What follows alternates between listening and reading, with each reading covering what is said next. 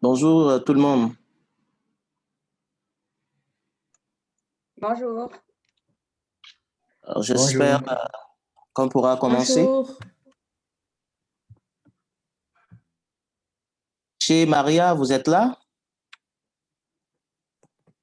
Oui, oui. Oui, je suis là. Merci, Che. On peut commencer, je crois. Oui, on peut commencer.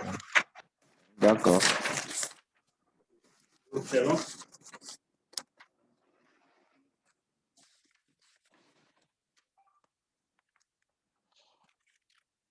Merci d'être là. Bonjour à tout le monde. Merci à tous les participants de la session portant sur le chapitre 6 et 3 du lancement mondial de la boîte à outils sur la santé sexuelle et reproductive dans les situations humanitaires. Je m'appelle John Dande Roger Geraro. Je suis le coordonnateur du réseau Afrian Tchad. En partenariat avec UNFPA Tchad, a entendu le Fonds des Nations Unies pour la population et le développement. Comme ça a été indiqué, nous allons intervenir sur deux chapitres, précisément le chapitre 6 et le chapitre 8. Desmond interviendra après sa présentation sur le chapitre 6. Compte tenu du temps aussi imparti, nous allons demander juste aux participants de se présenter dans la boîte à discussion pour nous permettre d'avancer. Au passage, je voudrais aussi signaler que nous avons Shari et Jessica qui sont dans le groupe pour l'interprétation. Et donc, le groupe sera dirigé en français et tous les participants qui auront des soucis linguistiques, c'est-à-dire qui ne se sentent pas à l'aise en français, pourront demander pour qu'on puisse faciliter qu'ils rejoignent d'autres groupes. Nous avons aussi Barry qui est là, qui nous aide dans la facilitation. Ceci étant, je laisse Desmond Shea se présenter et ensuite faire sa présentation sur le chapitre 6. Merci. Desmond, vous avez la parole. Merci, Roger. Salut à tout le monde. Bonjour. Alors, je t'en prie. OK, merci. Marie, pardon, tu peux avancer un peu. Prochaine slide, Marie. OK, merci. J'espère que tout le monde m'écoute bien. Oui, de mon côté, pas de souci. Oui, Alors? à mon côté aussi. C'est bon? C'est bon, tu peux commencer. C'est bon. OK, OK. OK, donc rapidement, on va commencer avec le chapitre 6 de notre programme d'aujourd'hui. Comme Roger a dit, on va faire le chapitre 6 et chapitre 8 aujourd'hui. Donc, je m'appelle Che Desmond, je suis un Camerounais. Je ne suis pas 100% francophone, donc il faut essayer de comprendre ce que j'ai en train de dire. Mais c'est mieux qu'on a Shari et Jessica entre nous qu'elles peuvent traduire ce que vous voulez. S'il y a des choses que vous voulez qu'on traduise en anglais ou en français, il y a Jessica et Shari entre nous. Donc, la première chose, on va commencer avec chapitre 6, les services et interventions de santé sexuelle et reproductive d'adolescents. Aujourd'hui, c'est ça qu'on va causer, les services sexuels de reproduction et reproduction d'adolescents. Services, on va commencer avec le premier chapitre, le premier chapitre sur le chapitre 6, le service communautaire et plateforme de sensibilisation.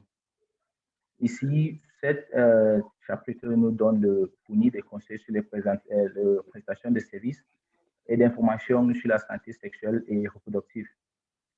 Et aussi, notamment, viennent les adolescents, les jeunes premiers intervenants, les organisations dirigées par les gens, la santé communautaire, des médias de communication et des stratégies technologiques. Donc, tu vois qu'on a beaucoup de médiums qu'on peut utiliser pour avoir une bonne information sur la santé sexuelle et de reproduction. Et j'espère qu'il y a beaucoup de gens ici qui travaillent dans différentes fonctions de médias de communication, de technologie, de l'organisation dirigée par les jeunes, de santé communautaire et tout ça. Et aussi, ce chapitre nous donne plusieurs études. Des cas sont inclus dans les 7 sections pour montrer comment impliquer les adolescents et les jeunes dans les activités communautaires. Donc, tu vois que tout ce qu'on a parlé ici, c'est pour savoir comment on peut impliquer les adolescents dans les activités de jeunes et spécifiquement les activités de santé sexuelle et reproduction.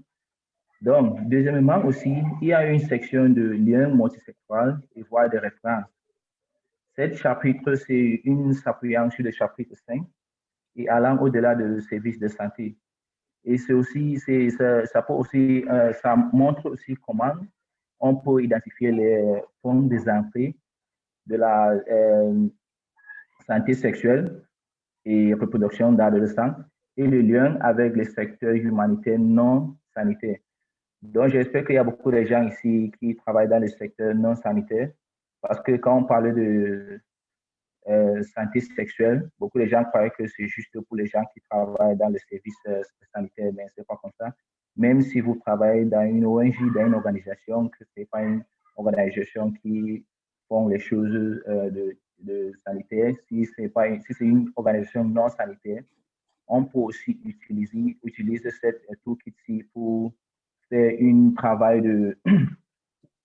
de santé sexuelle et reproduction pour l'adolescent. Et cette section aussi explique également une composante essentielle de programmation multisectorielle, les renvois.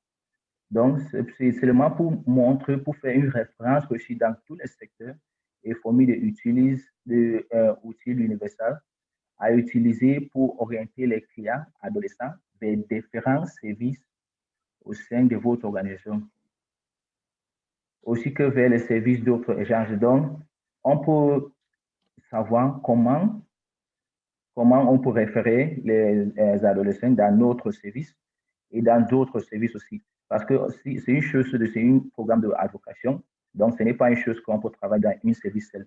Donc, si vous avez déjà téléchargé le truc ici, il y a beaucoup là-bas qu'on ne peut pas causer, on ne peut pas parler de tout ici. Mais aujourd'hui, ce n'est pas un programme de présentation, c'est pour causer. Donc, il y a les questions qu'on va poser. Et j'espère qu'il y a des gens ici qui peuvent donner les réponses et on discute et on cause, on voit les différences de les gens ici. Première question qu'on va poser, c'est comment pensez-vous que votre organisation utilisera le conseil de les outils de ce chapitre? Donc, si vous, j'espère que Marie est là et Marie pour nous donner de paroles s'il y a une réponse que vous pouvez contribuer. Comment pensez-vous que votre organisation utilisera le conseil et les outils de ce chapitre?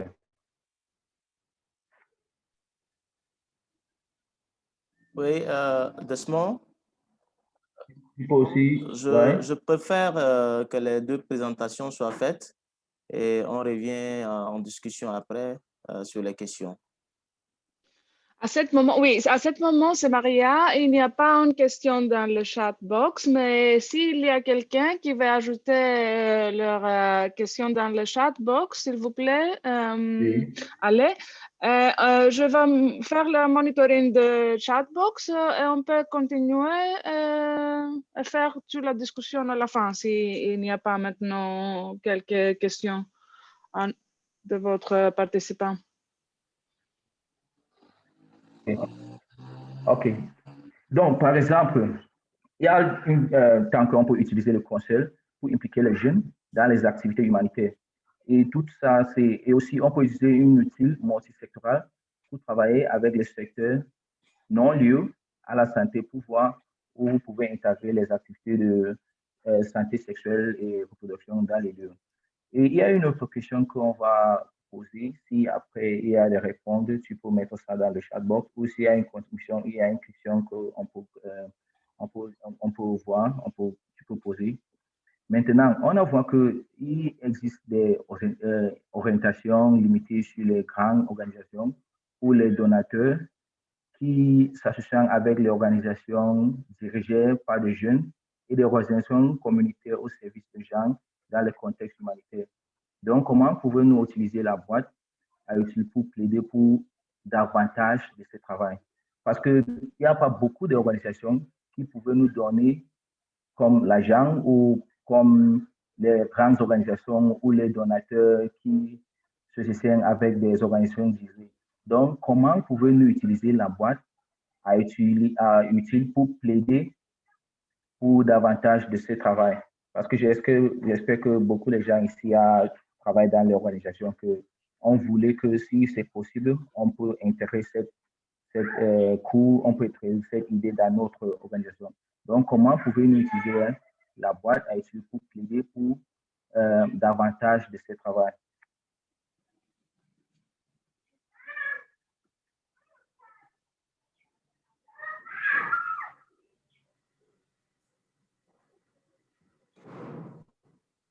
Merci. Je crois que tu es à la fin de la présentation. Les questions sont enregistrées. S'il n'y a pas de réaction, on va évoluer sur le chapitre 8. Et Roger? Oui. Oui, c'est Solange de UNFPA. Je me demande, est-ce que c'est une question qu'on doit réagir sur maintenant ou bien c'est quelque chose à réfléchir sur?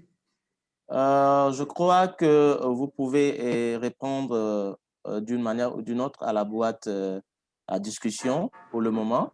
Le temps qu'on aura à présenter le chapitre 2, le chapitre 8, pour nous permettre d'intervenir de manière simultanée, ça nous permettra de bien gérer le temps. D'accord, merci. Voilà. Oui. Donc, si on peut aller sur le chapitre 8, parlant de notes et voix du gestionnaire. Maria? Mary, can you change the slide to, can you change the slide to the next one? Thank you. Merci.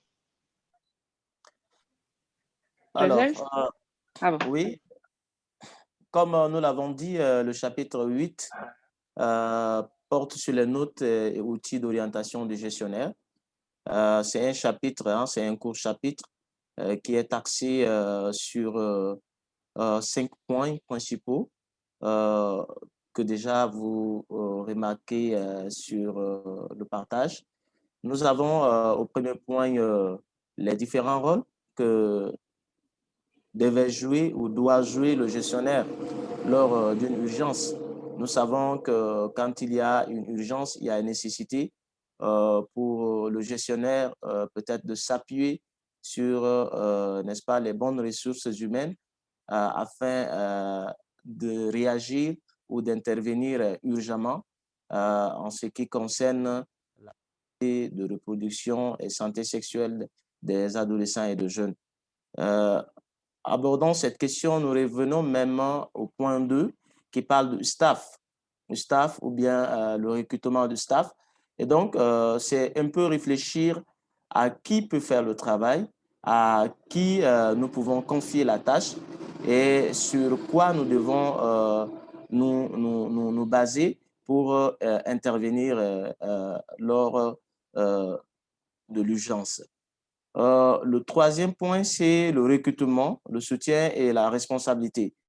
Nous savons qu'après le recrutement, il faut que le gestionnaire puisse identifier ou encore spécifier la responsabilité de chacun pour que ce travail soit bien fait et soit fait dans la règle de jeu, disons. Voilà, donc le quatrième point, c'est la mobilisation des ressources. Quand nous sommes dans une situation d'urgence, que doit faire le gestionnaire pour mobiliser les ressources? Parce qu'en situation humanitaire, on a toujours besoin de ressources. Et donc, il faut penser, élaborer peut-être une stratégie pour mobiliser les ressources. Enfin, la mise en œuvre du programme. Déjà, quand nous sommes en train de gérer, nous avons au moins un programme. Il faudrait voir comment mettre en œuvre ce programme pour le bien-être des adolescents et des jeunes en temps humanitaire. Donc, ce sont là les 5 points principaux, mais les questions que nous devons nous poser de manière générale, c'est peut-être se dire quels sont les problèmes que rencontrent les adolescents et jeunes dans le contexte humanitaire, comment penser, n'est-ce pas, utiliser la boîte à outils, surtout en ce qui concerne nos chapitres pour améliorer la prestation. Donc, ce sont là les 2 questions d'ordre général sur lesquelles nous pouvons y réfléchir et apporter des éclaircissements ensemble. Donc, je laisserai la parole à Maria. Peut-être qu'il y a aussi de compléments ou à d'autres participants qui voudraient bien intervenir de manière directe pour poser leurs questions ou encore donner des compléments. Merci. Merci, Rosaire. Donc, nous avons 10 minutes pour offrir l'occasion à notre participant de faire une petite discussion pour notre question. Donc, j'ai copié la question que vous déjà partagée, Roger, dans le chat box. Et nous voulons vraiment écouter les participants maintenant. S'il y a des questions ou s'il y a ou comment pensez-vous que votre organisation utilisera le conseil et les outils de ce chapitre? On va partager votre contribution dans le plenary group après. Merci. OK, merci. Je vous en prie.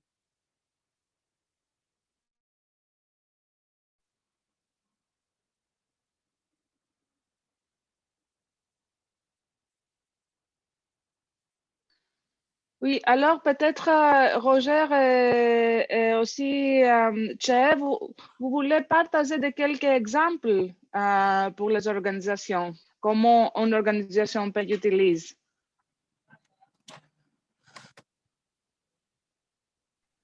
Oui, Desmond, tu peux intervenir comme Oui. sur le chapitre 6 avant que je revienne.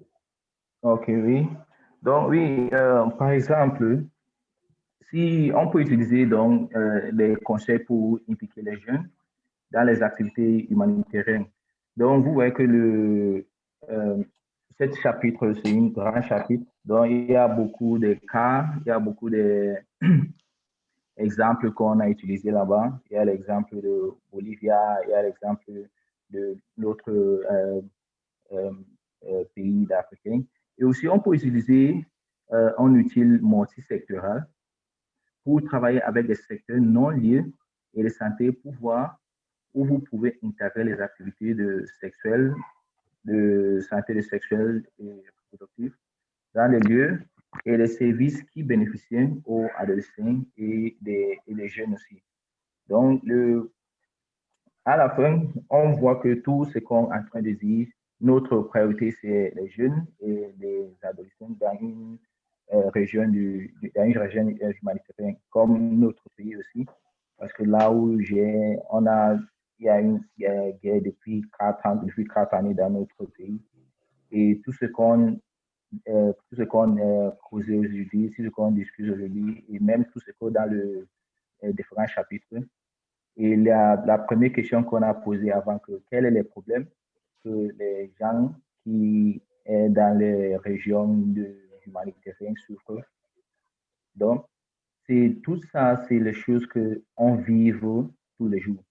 Mais maintenant, le problème, c'est que nous, comme les gens qui travaillent dans les ONG, dans l'organisation, dans les santé publiques, dans les organisations non santé, comment on peut utiliser cette toolkit-ci?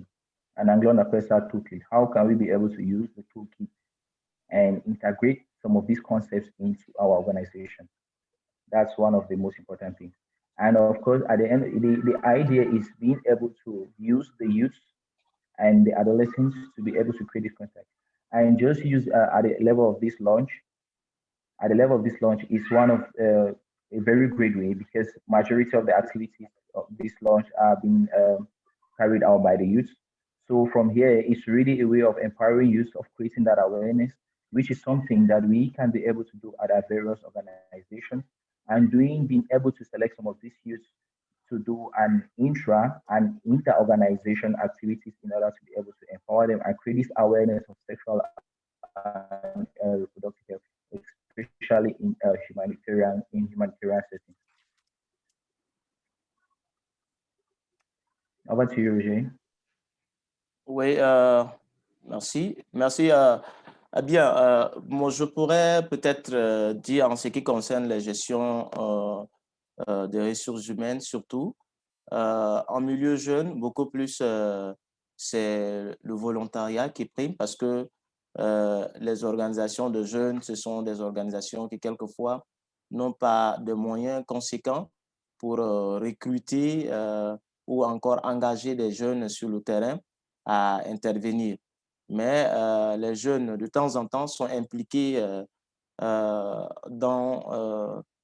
ce sillage par le biais de ce qu'on appelle le bénévole ou le volontariat. Et donc, ce serait beaucoup plus de penser en ce qui concerne les jeunes sous cet angle.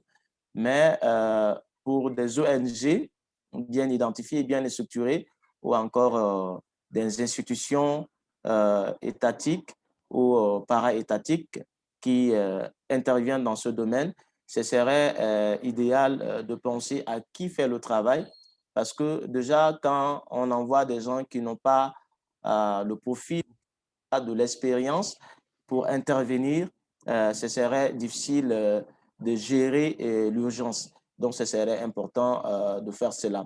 Maintenant, en ce qui concerne les organisations de jeunes, c'est peut-être renforcer les capacités de ce jeune qui se trouve dans des organisations qui interviennent sur la santé sexuelle et reproductive.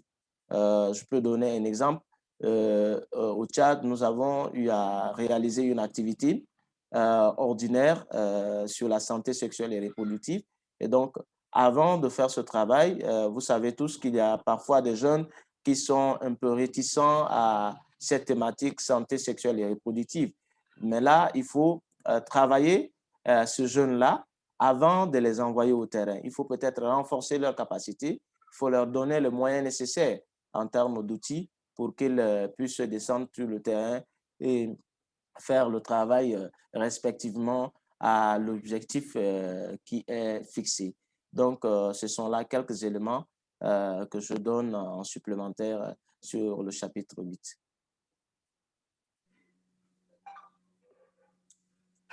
Roger, est-ce que je peux... Oui. Oui. Allez. Oui, juste pour me présenter encore, moi, c'est Solange du bureau pays UNFP au Tchad. Juste pour ajouter sur les 2 points, je me disais aussi que c'est très important de savoir si c'est dès le début de la crise ou bien une crise qui est prolongée, vraiment de savoir les points d'entrée d'abord, comme dès le début de la crise, il y a certaines activités qui sont faites comme la distribution de kits de dignité. À travers ce genre d'activités, on peut aussi également impliquer les jeunes, les adolescents et jeunes qui sont vulnérables pour travailler avec les structures qui sont déjà existantes. Bon, c'est un des points que je voudrais apporter. Et aussi l'utilisation des espaces sûrs et les services SRAG dans les structures sanitaires. Oui, merci. Les 2 points sont importants. Je crois que les jeunes, le problème, c'est que ces jeunes vulnérables et adolescents, est-ce qu'ils ont déjà une idée sur la question santé sexuelle et reproductive. C'est peut-être à ce point-là qu'on pourra aussi approfondir la réflexion. Mais déjà, s'ils sont engagés, je crois que la structure qui les engage pourra du moins leur donner des informations pour leur permettre de faire ce travail. Donc, les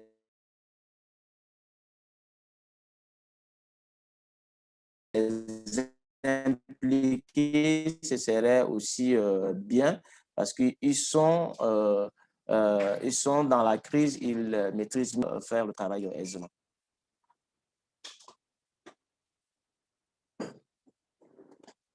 Merci, Roger. Nous avons trois questions aussi dans le chat box. Il y a une question de Jimmy. Alors, Jimmy, vous voulez partager directement votre question avec le groupe?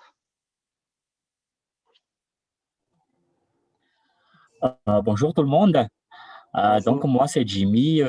Je travaille, je suis conseiller technique en matière de santé de la reproduction, santé sexuelle et reproductive, donc au sein de PSI. Je suis basé à Madagascar. En fait, pour moi, hein, d'après les expériences, c'est la mobilisation des ressources, c'est toujours un défi. Donc, je voudrais tout simplement savoir si vous pourriez peut-être partager un plan de mobilisation de ressources typiques, s'il y en a un, qui a été déjà, je dirais, avoir de succès dans vos expériences ou comment, et juste ça va nous servir aussi de guide pour nos organisations locales et aussi avec le ministère, à mon avis. Donc, c'est juste une demande de partage si vous en avez. Merci beaucoup. Merci beaucoup, Jamie. Peut-être quelque chose à mon vue, c'est l'utile a beaucoup de guidance par rapport à comment tu peux faire tu peux entrer les activités des adolescents dans les différents secteurs. Donc, pour nous, le ASR8, c'est quelque chose d'ajouter dans tous les proposals qu'on développé. Ce n'est pas un programme vertical, c'est un programme qu'on peut trouver de quelques espaces dans tous les projets nous développons et assurer que ce groupe on inclut ce groupe dans tous les projets qu'on développe. Mais il y a une très bonne question parce que on commence maintenant avec le toolkit, mais la deuxième étape est exactement ça, la mobilisation des ressources et aussi l'éducation des donneurs et continuer de l'effort pour assurer qu'on a l'organisation besoin pour faire cette activité au terrain. Il y a aussi une autre question à Tonton, c'est Tonton, qui écrit que comment on peut mobiliser les mineurs en assurant de l'accord des parents. Et ça, c'est aussi une très bonne question. Merci pour partager. Donc, il n'y a pas actuellement beaucoup de temps avec maintenant à cette session d'expliquer les détails, mais il y a beaucoup de ressources dans l'utile. Comment faire le meaningful participation, la participation des adolescents. Et il y a aussi des utiles par rapport à les parents, mais aussi par rapport à l'autre acteurs, non pas seulement les parents, mais aussi les health workers, et la communauté, et le leadership. Donc, mais aussi, je vais ajouter que dans notre, si on va continuer cette discussion à votre réunion mensuelle, the IWAG Sub-Working Group for ASRH. Donc, vous êtes... j'espère que vous va participer aussi dans cette discussion parce que maintenant, c'est seulement la commence de cette toolkit et la nouvelle édition. Excusez-moi pour mon français n'est pas très bien, mais si vous avez des autres questions, je aussi vois Julia, mais je crois qu'il faut changer le breakout rooms dans quelques minutes. Mais Julia, vous voulez aussi introduire oui? Oui, bonjour. C'était pas vraiment une question parce que ça a été répondu déjà sur les outils sur l'intégration. Et je voulais juste dire que ça vient à un bon moment parce qu'on pense beaucoup à l'intégration sur plusieurs aspects de la programmation pour les adolescents. Donc ça va vraiment, je pense, que nous aider parce que, comme on sait tous, il n'y a pas beaucoup de financement particulier pour le SSR en particulier. Donc, avoir des outils pour l'intégration multisectorielle va être très utile. Donc, merci. Ouais, j'ai hâte de voir les outils. Maria, si vous permettez, je voudrais un peu réagir par rapport à la question liée aux mineurs. Je pense que les mineurs, le plus souvent, ils sont des bénéficiaires. Si jamais les textes qui régularisent le travail dans un pays n'autorisent pas que les mineurs travaillent, ce serait difficile de les impliquer. Mais à mon avis, ils sont toujours les bénéficiaires. Maintenant, en ce qui concerne la mobilisation des ressources, pour intervenir, les organisations de jeunes ont toujours ce problème parce que là, c'est difficile. C'est difficile. Il faut avoir un partenaire qui soit prêt à intervenir, à donner les moyens pour permettre l'intervention sur le terrain. Donc, les organisations, par exemple, chez nous, on essaye de travailler déjà un PTA pour voir avec les partenaires comment intervenir. Mais en cas d'urgence, c'est difficile de mobiliser les ressources. Comme Jimmy l'a dit, peut-être qu'on aura encore des informations supplémentaires, autres techniques qui pourraient nous faciliter à mobiliser les ressources dans l'avenir. Merci.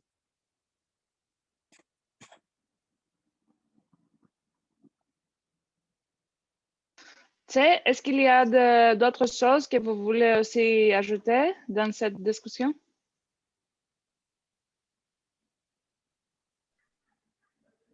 Hello, maybe so you might want to translate the question. I didn't really get the question in French. Maybe just a summary.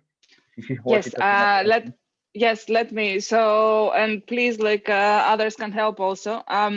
So the one question is about how we can mobilize resources for including the toolkit in our projects. There is also a question which Roger also like responded to, which is like how can we ensure that let me find the question exactement. But how can we ensure that that the mobilization of the adolescents is also like in accord with their parents? Okay, I'll start with the first question. Sure, they usually say if maybe the government is reluctant to engage the youth. May I interrupt for a moment? This is Shari, the interpreter. If you want, there's not simultaneous interpretation in the breakout room. So if you want me to interpret you into French, you'll have to do it sentence by sentence. You'll have to say something, stop, then I have to turn on my mic and say it in French. Okay, thank you. So I was just saying, they usually say if the government is resistant or reluctant to engage us, the youth, then the youth can as well engage the government by engaging them in meaningful participation. So with regards to finance, je disais que si le gouvernement veut s'engager avec les jeunes, eh bien, les jeunes peuvent aussi s'engager avec les différents services gouvernementaux qui travaillent avec ces jeunes. Merci. So in a situation where we are talking about a humanitarian setting, sure, there might really not be some necessary finances that have been allocated for such programs. But then I believe advocacy is really one of the tools. And when we talk of advocacy, it starts right from the community level and even from the community levels and at the level of the health sectors.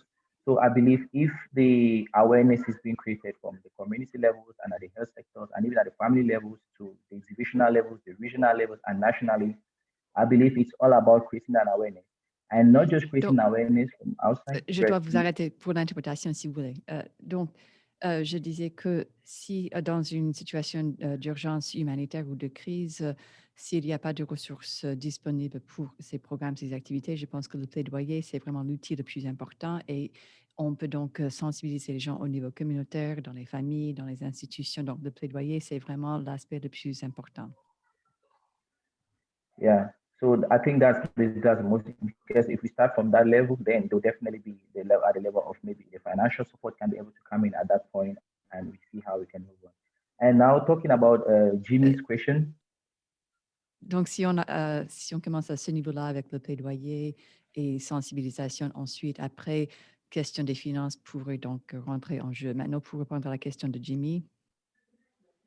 Concerning Jimmy's question, I believe the toolkit is really more elaborate, and this phase is just a launching phase.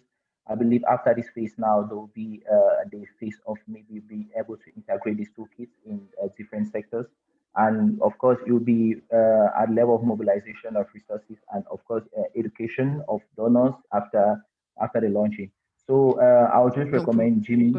Répondre à la question de Jimmy, je pense que oui, après le lancement de cette boîte à outils, nous allons pouvoir donc aborder la question de mobilisation de ressources et sensibilisation des bailleurs de fonds aussi. Yeah, so I'll just recommend to Jimmy, since this is just a launching phase.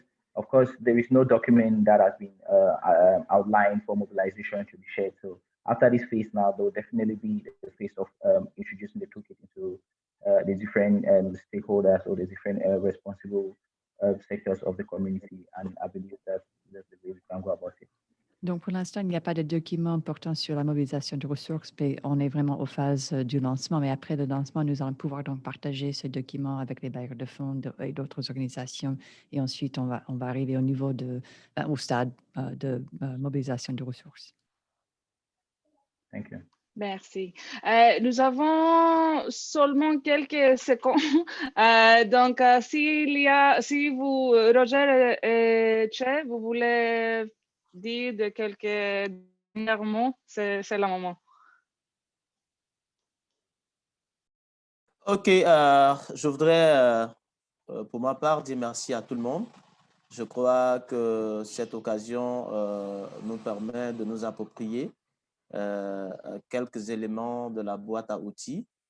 Et donc, nous allons faire sien et les utiliser à bon escient pour vraiment le bien-être des adolescents et des jeunes, déjà qui constituent une couche importante de nos populations. Merci de nous suivre. Et merci aussi pour les contributions des uns et des autres. Nous espérons nous retrouver à des occasions pareilles pour pouvoir échanger et partager les expériences. Merci.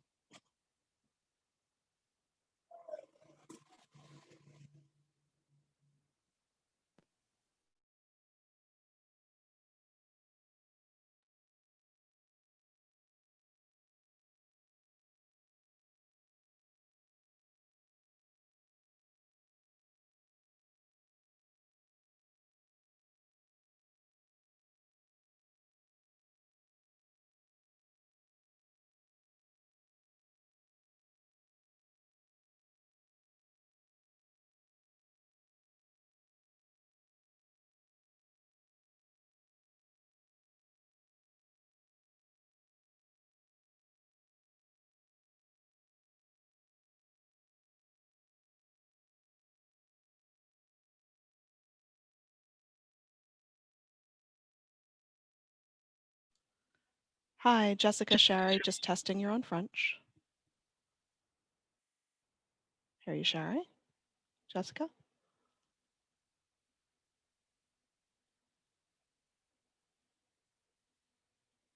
Not here yet. I'll be I can back. hear you. I can hear you from my side. Hello. Is everyone here? Should we start again? Waiting for Jessica on the French channel. Irva, if you could just give a moment for Sandra to finish the channels, that'd be great. And everyone, thanks for your patience. We're just getting everybody set on their channels again. If you could please select your language using the interpretation button at the bottom of your screen. And if you need any help, please look for instructions in the chat box or message us.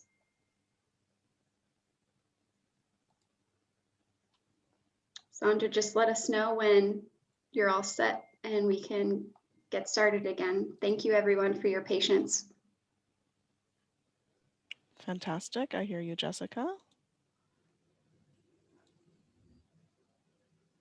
Hi, Laura, Jose. You on Spanish?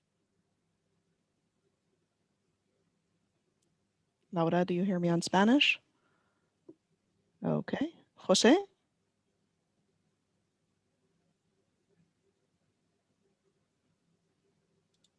let me see if Jose is not on.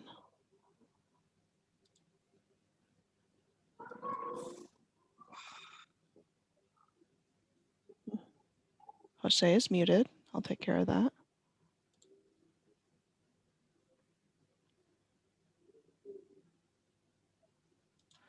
Just a moment.